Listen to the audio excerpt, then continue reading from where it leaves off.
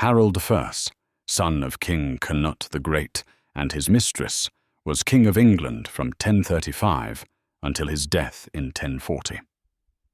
His brief and contentious time as ruler of England was marked by political turmoil, military challenges, and a complicated family dynamic. Harold I's rule offers a unique case study in the intersection of dynastic conflict, Viking power struggles, and the complex nature of medieval kingship. Harold I was born around 1016, the son of Canute the Great, the King of England, Denmark, and Norway, and his concubine Wulfrun, an Anglo-Saxon woman. His birth placed him within the Danish royal family, but outside the legitimate line of succession, as his mother was not married to Canute. Harold's status as a child born out of wedlock would play a significant role in his future political struggles, particularly regarding his right to inherit the English throne. Nevertheless, he was an important figure within the Danish monarchy and had his own claims to the throne after his father's death. Canute's empire was vast, stretching across much of northern Europe. Upon his death in 1035, Canute left his empire divided among his sons. His legitimate son, Harthacnut, was named as the ruler of England, but he was far from England at the time. Meanwhile, Harold, as a son of Canute, laid claim to the throne of England. The subsequent power struggle that ensued after Canute's death reveals the complexity of succession laws and the challenge of governing a kingdom made up of various factions loyal to different dynastic lines. The death of Canute the Great in 1035 set the stage for a contested succession. Canute's kingdom was divided among his sons, Harthacnut, who was set to inherit Denmark and England, and Harold, who sought the English throne.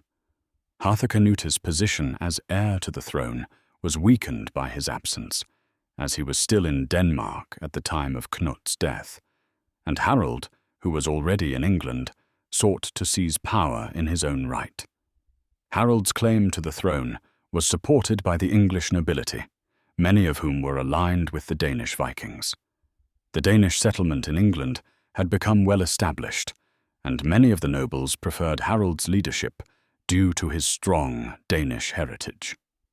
In contrast, Harthacnut was seen as a foreigner, and his absence made him appear less capable of managing the kingdom's affairs. The Anglo-Saxon nobility, which had largely been marginalized during Canute's reign, was split in its loyalties, with some supporting Harold as a legitimate heir to the throne, while others remained loyal to Harthacnut. After Canute's death, Harold quickly took control of England and claimed the throne, assuming the title of King Harold I. However, his reign was not uncontested.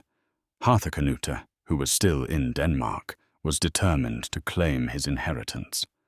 The situation was complicated by a series of political maneuverings, alliances, and conflicts with local Anglo-Saxon elites. Harold's rule in England was marked by instability and challenges to his authority. Although he was able to secure the throne with the support of the Danish faction in England, his reign was troubled by conflicts with both rival factions within England and his half-brother, Harthacnut. Harold's reign lasted only 5 years, but it was a time of internal strife and political uncertainty. The legitimacy of Harold's kingship was never fully accepted by all sections of English society.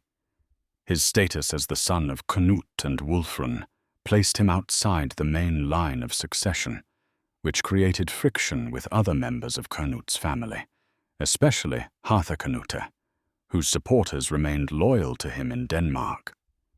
In addition, Harold's claim to the throne was challenged by the Anglo-Saxon nobility, who often preferred a more traditional Anglo-Saxon king. One of the key challenges Harold faced was the ongoing conflict with the supporters of Harthacnut. Though Harthacnut was still in Denmark, he was not idle. He sought to raise an army and make his way to England to reclaim his birthright. During this time, Harold worked to maintain his control over the kingdom through military means, securing loyalty from the Viking-dominated areas of England, particularly in the north and east. While Harold faced internal challenges, he also had to contend with external threats. Viking raids continued to plague England during his reign, and although he did his best to defend the kingdom, his leadership was often undermined by the continued instability within his own court. The Anglo-Saxon chroniclers who recorded the history of Harold's reign present him as a king whose rule was fraught with difficulties. In particular, his handling of Viking invasions and his inability to foster unity among the Anglo-Saxon nobility were viewed as weaknesses. Harthacnut's return to England in 1040 marked the end of Harold's reign. Harthacnut had spent several years in Denmark, but he was determined to reclaim his father's throne. With the support of key Danish military leaders, Harthacnut gathered an army and sailed for England. By this time, Harold was weakened by internal conflicts, and his control over the kingdom was increasingly fragile. The confrontation between Harold and Harthacnut was inevitable. Despite his attempts to hold on to power, Harold was unable to resist the might of his half-brother's forces. In 1040, Harold died under mysterious circumstances, and while there is speculation that he was assassinated, perhaps by Harthacnut's agents, there is no conclusive evidence. Harold's sudden death left Harthacnut as the undisputed king of England. The legacy of Harold I is complex and often overshadowed by the larger figures in English history, particularly his father Cnut and his half-brother Harthacnut. While Harold's reign was brief and marred by conflict, it represents a critical moment in the transition from the Danish to the Anglo-Saxon monarchy in England. Harold's reign highlighted the political instability of England in the early 11th century. His ascent to the throne demonstrates the volatility of Viking-era kingship, where power was often contested between rival factions and dynasties. Harold was able to hold on to power for 5 years, but his reign was ultimately cut short by the more legitimate claims of his half-brother, Harthacnut. Despite his relative obscurity, Harold's rule did have some significant impacts on the broader political landscape of England. His efforts to maintain control over the kingdom in the face of external Viking threats and internal opposition reflected the enduring Viking influence in England during this period.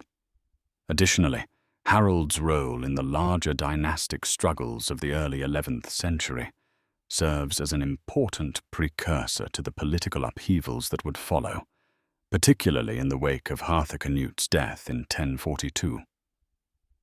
In the larger context of English history, Harold I's reign is often seen as a brief interlude in the Viking and Anglo-Saxon struggle for dominance.